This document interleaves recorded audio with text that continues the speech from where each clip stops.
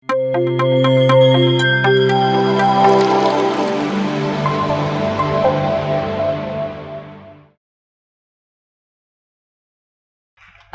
Masters.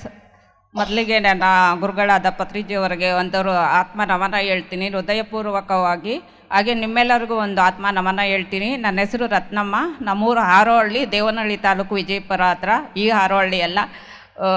ನಾನು ಧ್ಯಾನಕ್ಕೆ ಬಂದು 5 ವರ್ಷ ಆಯಿತು ಮಾಸ್ಟರ್ಸ್. ನನಗೆ ಧ್ಯಾನ ಹೇಳ್ಕೊಟ್ಟಿದ್ದು ಡಾಕ್ಟರ್ ಪ್ರಬೀಳಾ ಅವರು ಅಂತ.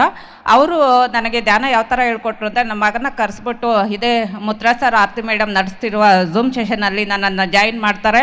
ನಂದು ಜಾಯಿನ್ ಮಾಡಿದ ತಕ್ಷಣ ನಂದು ಬೆಳಗ್ಗೆ ಎದ್ದು ಏನು ಕೆಲಸ ಅಂದರೆ 1 ಅವರ್ ಧ್ಯಾನ ಮಾಡೋದು, 1 ಅವರ್ ಸ್ವಾಧ್ಯಾಯ ಕೇಳೋದು, 1 ಅವರ್ ಸತ್ಸಂಗ ಕೇಳೋದು. ಇದು 2 ವರ್ಷ ಮಾಡಿದೆ ಮಾಸ್ಟರ್. ಮಾಡ್ತಾ ನನಗೆ ನನ್ನ ಆತ್ಮ ಆನಂದ ಸ್ಥಿತಿಗೆ ಹೋಯಿತು. ಏನು ನನ್ನಲ್ಲಿ ನನಗೆ ಏನು ಈ ಪರಿವರ್ತನೆ ಆಗ್ತಿದೆಯಲ್ಲ ಅಂತ ನನಗೆ ಗೊತ್ತಾಯಿತು ಈ ಧ್ಯಾನದಿಂದ. ಅದಕ್ಕೂ ಮುಂಚೆ 25 ವರ್ಷ ನಾನು ಬರೀ ಕಷ್ಟಗಳನ್ನೇ ನೋಡಿದ್ದೆ. ಈ ನಮ್ಮ ಭಾರತೀಯ ಸಂಸ್ಕೃತಿಯಲ್ಲಿ ಇರುವಂಥ ರಾಮಾಯಣ ಮಹಾಭಾರತ ಬಿಟ್ಟರೆ ನನಗೆ ಯಾವ ಗ್ರಂಥನೂ ಗೊತ್ತಿರಲಿಲ್ಲ. ಅವರೆಲ್ಲ ಕಷ್ಟ ನನಗೇ ಬಂದಿದೆ ಅಂದ್ಕೊಂಡಿದ್ದೆ. ಆದರೆ ಈ ಧ್ಯಾನ ಸಿಕ್ಕಿದಾಗ ಕಲಿಯುಗದ ಅಮೃತ ಸಿಕ್ಕಿದೆ ಅಂತ ನನಗೆ ಗೊತ್ತಾಯಿತು. ಆವತ್ತಿಂದ ಇವತ್ತವರೆಗೂ ನನಗೆ ಏನು ಬೇಕಾದ್ರೂ ಬಿಡ್ತೀನಿ, ಧ್ಯಾನ ಮಾತ್ರ ಬಿಡೋದಿಲ್ಲ. 3 ಅವರ್ 4 ಅವರ್, ಅದಕ್ಕಿಂತ ಮಿನಿಮಮ್ 3 ಅವರ್ ಮಾಡ್ತೀನಿ. ಅದಕ್ಕೆ ಮೇಲೆ ಎಷ್ಟಾರ ಮಾಡ್ತೀನಿ. ಅದ್ರ ಜೊತೆಗೆ ಬುಕ್ಸ್ ಓದ್ತೀನಿ, ಆಧ್ಯಾತ್ಮಿಕ ವಿಡಿಯೋಸ್ ನೋಡ್ತೀನಿ. ನೀವು ಸಹ ಧ್ಯಾನ ಜ್ಞಾನ ಪ್ರಚಾರ ಮಾಡಬೇಕೆಂದರೆ ಲಕ್ಷಾಂತರ ಜನಕ್ಕೆ ಪ್ರತಿ ಕ್ಷಣ ಸತ್ಯ ದರ್ಶನವನ್ನು ನೀಡುತ್ತಿರುವ PMC ಕನ್ನಡ ಚಾನೆಲ್ಗೆ ದೇಣಿಗೆ ನೀಡಿ ಸಹಾಯ ಮಾಡಿ. Kannada pyramid meditation channel foundation. ನೋಡ್ತಾ ಏನಾಯಿತು ಅಂದರೆ ನನಗೆ 2 ಮೇಜರ್ ಸರ್ಜರಿಗಳು ತಪ್ಪಿಸ್ಕೊಂಡೆ. ಒಂದು ಯೂಟ್ರಸ್ದು, ಒಂದು ನರದ ಮೇಲೆ ನರ ಕೂತಿತ್ತು. ಇದನ್ನು ನಾನು ಯಾವುದೇ ಆಪ್ರೇಷನ್ ಇಲ್ಲದ ಹೊರಗಡೆ ಬಂದೆ. ಅದ್ರ ಜೊತೆಗೆ ಚಿಕ್ಕ ಕಾಯಿಲೆಗಳು ಹೋಯ್ತು. ಇವತ್ತು ಔಷಧಿ ಮುಕ್ತ ಜೀವನ ಮಾಡ್ತಾಯಿದ್ದೀನಿ. ಅದರ ಜೊತೆಗೆ ಭಯಮುಕ್ತ ಜೀವನ ಮಾಡ್ತಾಯಿದ್ದೀನಿ. ಯಾಕೆಂದರೆ ನನ್ನ ಲೈಫಲ್ಲಿ ಸಿಚುಯೇಷನ್ಸು 3-4 ನಡೆದಿತ್ತು. ನಮ್ಮ ಮಗ ಆಚೆ ಹೋದರೆ ನನಗೆ ಭಯ ಆಗ್ತಿತ್ತು, ಎಲ್ಲಿ ತೊಂದರೆ ಆಗುತ್ತೋ ಅಂತ.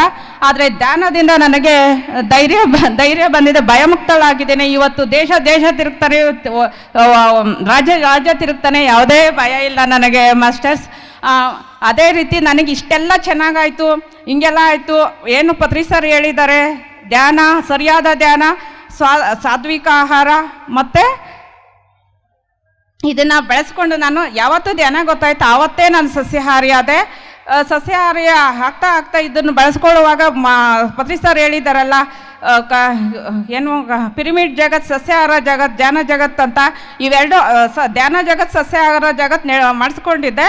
ಅದು ಪಿರಮಿಡ್ ಜಗತ್ತು ನಾವು ಎಕ್ಸ್ಪರಿಮೆಂಟ್ ಮಾಡಬೇಕಲ್ಲ ಅಂತ ನಾನು ನಮ್ಮ ಮನೆ ಕಟ್ಟಿ ಅರ್ಧಂಬರ್ಧ ನಿಂತೋಗಿತ್ತು. ಇದನ್ನು ಎಕ್ಸ್ಪರಿಮೆಂಟ್ ಮಾಡೋಣ, ಈ ಮನೆ ಧ್ಯಾನದಿಂದ ಪಿರಮಿಡ್ ಮಾಡಿಸ್ತೀನಿ, ಮೇಲೆ ಸರಿ ಹೋದರೆ ನಾನು ಮನೆ ಕಂಪ್ಲೀಟ್ ಆದರೆ ಅಂತ ಅಂದ್ಕೊಂಡೆ. ಮನೆ ಕಂಪ್ಲೀಟ್ ಆಯಿತು. ಸಿಂಟೆಕ್ಸ್ ಮೇಲೆ 5 ಪಿರಮಿಡ್ ಮಾಡಿಸ್ದೆ. ಆಗ ಅಂದ್ಕೊಂಡೆ ನಾನು ಎಲ್ಲ ಧ್ಯಾನಿಗಳನ್ನ ಕರೆದು ಒಂದು ದಿನ ಧ್ಯಾನ ಮಾಡಿಸ್ಬೇಕು ಅಂತ. ಆಗ ಒಂದಿನ ಮುತ್ರಾ ಸರ್ನ, ಮಾರ್ತಿ ಮೇಡಮ್ನ ಇನ್ವೈಟ್ ಮಾಡಿದ್ದೆ. ಅವರು ಬರೋಕ್ಕಾಗಲಿಲ್ಲ ನಮ್ಮ ಗೃಹಪ್ರವೇಶಕ್ಕೆ. ಆಮೇಲೆ ಒಂದಿನ ಬಂದರು. ಅವತ್ತು ನಮ್ಮ ಮನೆಗೆ ಬಂದ ದಿನಾನೇ ಹೇಳಿದ್ರು, ಮೇಡಮ್ ಇಲ್ಲೊಂದು ಧ್ಯಾನ ಯಜ್ಞ ಮಾಡೋಣ ಅಂತ. ನಾನು ಕಾಯ್ತಾ ಇದ್ದೆ. ಆಯಿತು ಸರ್ ಮಾಡೋಣ ಅಂತಂದೆ.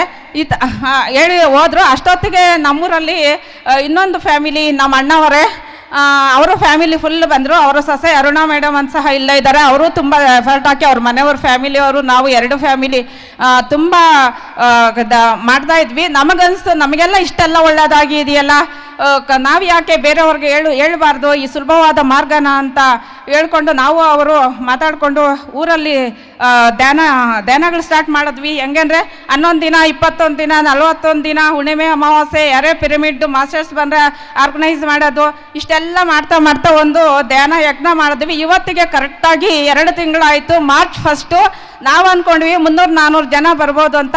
1000 ಜನ ಬಂದು ಅದ್ದೂರಿಯಾಗಿ ನಮ್ಮ ಮನೆ ಆವರಣದಲ್ಲಿ ಅಖಂಡ ಕರ್ನಾಟಕ ಟೀಮ್ ಆರ್ಗನೈಸರ್ ಮೂಲಕ ಚೆನ್ನಾಗಿ ನಡೆಯಿತು ಅಂತ. ಈಗ ಧ್ಯಾನ ಪ್ರಚಾರ ಅದ್ದೂರಿಯಾಗಿ ನಡೀತಾ ಇದೆ. ಈ ಅವಕಾಶ ಕೊಟ್ಟಂತ ಎಲ್ಲರಿಗೂ ಧನ್ಯವಾದಗಳು.